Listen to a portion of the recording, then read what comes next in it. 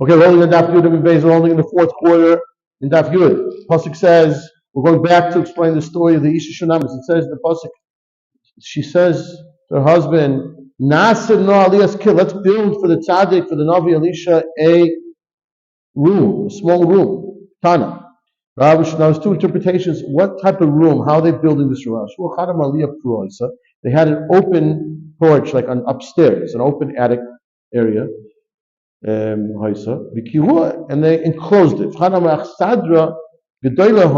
They had a porch, a big porch. It was too big, and they wanted to separate it into two rooms.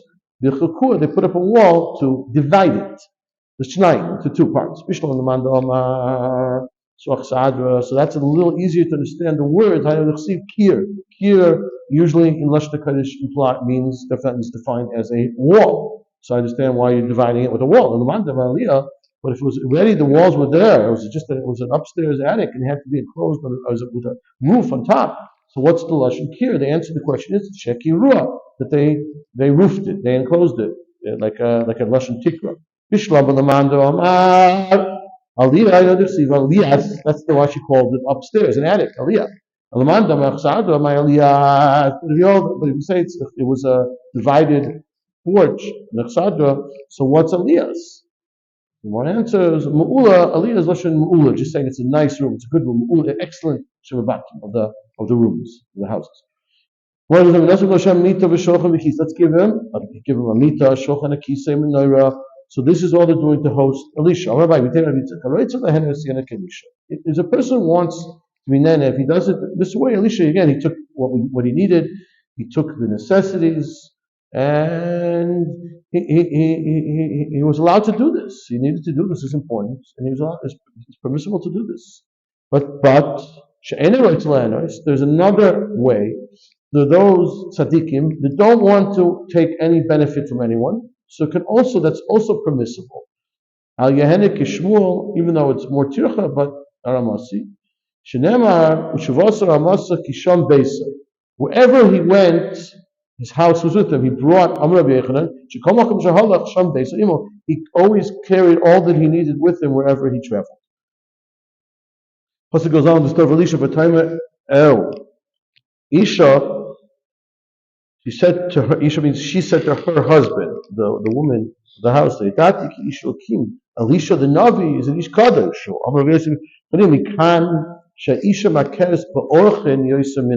So we see here that a woman has a certain sensitivity to understand, the people that walk in, the guests, more than the man. Plus it goes on, Kadoshu. Now how did she know? So now, even though we said she understood, maybe the Isha Lakim, but how did Kadosh is a particular description in mind? How did she know? So there's two strange. Not even the flies are scared of him. She was the one on his sheets. He never had carrier. So now there's a certain implication from this. Another point. And who Kaddish? So he had a Gabbai and a Kaddish. Gechazi was not. And how do we know that? He grabbed her inappropriately. So he was Kaddish and he wasn't. Now the pasuk says he comes to visit us. Overlove coming. He's constantly coming. From here we see that a person who hosts and he hosts him, and he also allows him to use his property. So we darshan the word that she said, tamid, is like a korban tamid. It's like Ramish bringing korbanos. Okay, we're going to go now. This is a different point. That's a halachic point here. Don't stand when a person. This is halacha the ma'aser. You're not supposed to stand on a chair or something high up when you daven. Shenemar mimamakin kasich Hashem. As we say in Tehillim, right? You say with the depths I call to you Hashem. So we take that to some extent literally. That means that you should not stand high up. Don't stand on a chair, or a bench. Look at Gavoya, Vispalo. Why? There's no concept of haughtiness or gaiva in standing in front of Hashem. Similarly, also it says tefillah la'ani, to the poor kiyatov. When the poor person wraps himself in tefillah, that's a tefillah. But tefillah with gaiva is not tefillah. Amr Yosef, it's a stira to standing in front of Hashem. Amr Yosef b'chanina, Shmos ben Yaakov. I was told having its ragla. As we do in Shemona Esrei, we put our feet together. We learn this from the Malachim. Like the Navi says that he sees the Malachim are standing with their feet together as one. From Yosef Rechanina, okay, this is another halacha about davening. Pasuk says, don't eat l'seichlu al adam. Don't eat on blood. So what do you mean, don't eat on blood? What does that mean? So we interpret that l'seichlu kodim shetis. When a person davens, davening is for our life. The davening that Hashem should allow us to exist, to live. That's part of what we daven for. That's a basic necessity in life, is to daven. So we call that, don't eat on your blood. That means you're not allowed to eat before you daven. Similarly,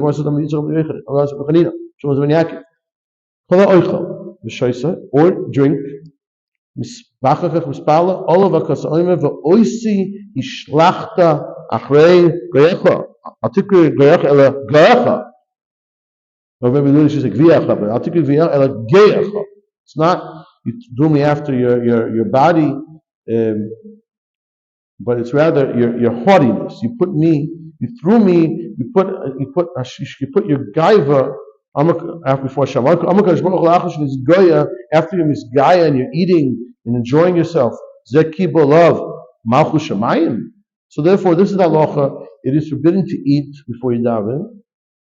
However, so the Rambam says that a person who's a choyle or weak and is unable to daven is permissible to eat what's necessary, to eat the minimum which is necessary in order to daven.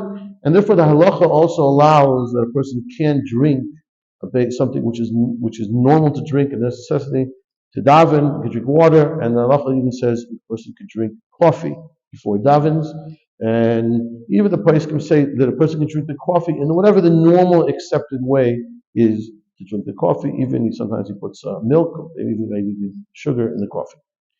Rav Yeshua Omer, the person can do say maybe it's better to say Kriya Shema. Rav Yeshua Omer ad Gimel Shoyes.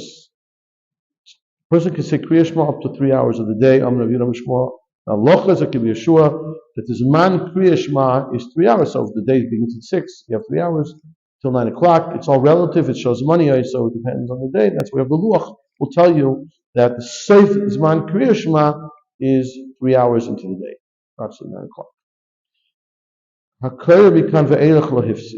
Now, if a person misses Zman Kriya Shema, the Mishnah says he doesn't lose. What does that mean? He doesn't lose. He could still say Birkas Kriya Shema. Obviously, he lost Kriya Shema, but he can still say Kriya Shema with the Brachos. Now, Yoitzer, he says he can't say because it's not called Yoitzer. It's not the beginning of the day. He's not creating light. So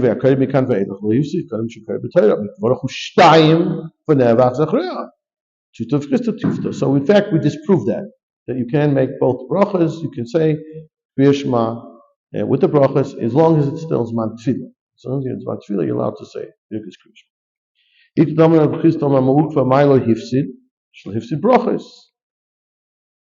Actually, the priest himself said that you don't lose the brachas. So someone who reads Kriya Shema after this man, lo hifsid, he's not losing, meaning ka'adam shekari b'Torah. He's allowed to read the psukim. He's not, but he's not fulfilling with his Kriya Shema. But he makes the Birchas Kriya Shema. He makes it before, 2 blocks before. So afterwards, he's allowed to make the brachas again, as long as it's Zman Tefillah. Ramani, he made a ha'ara that you see from here, and we'll show exactly how we learned it from the previous brisa, that when you say Kriya Shema at the right time, that's greater Then oisik with Torah. Tosis explains that means to say because Kriya Shema itself is Torah, so you are saying something in the Torah, but it's not. It's saying it as Kabbalah's Omach Shemayim is greater because you have Torah with Kabbalah's Omach Shemayim. How do we know it? Because the pasuk says, we said in the Brisa, Akara Mikan Ve'elach Lahifsid Ka'adam Hakara B'Torah. So he's no less, if he reads Kriya Shema after the Zman, he's learning Torah. It's Kriya Torah. That implies that if he reads it Bizman, Boinasa, Michlal, that Kriya Boinasa is even greater. It's greater, obviously. It's more than Oisik B'Torah. It's Kabbalah Sechel Shemayim with Oisik B'Torah. So the Mishnah, Beishamei Oimim Erev Ka'adam Yata V'Yikra. A person should when a person should lean v'yikra v'boiker yamoid, and a person should lie down, lean over, and say Kriya Shema b'shachlecha. That's how Beis Shammai interprets. As you lie down in the morning, you should b'kumecha yamoid shem shachlecha v'kumecha. He still disagrees with that. It's not true. That's telling you the time. It's not telling you how to do it. Ko adam kareh kedarka. L'shem nefesh v'derech. The pasuk says wherever you are. So it's not so much how you say the Kriya Shema, it's when. The time. I lie down to say Kriya Shema.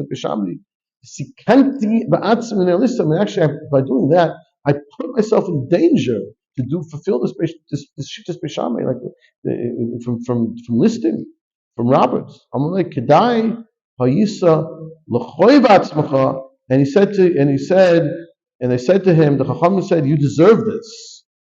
Why? Shavarta al div Beis Hillel. What are you going against Beis Hillel? Well, Allah is Beis Hillel. You have to keep the words of Beis Hillel, and it's not about lying down and sitting up. It's about what time is it night or day.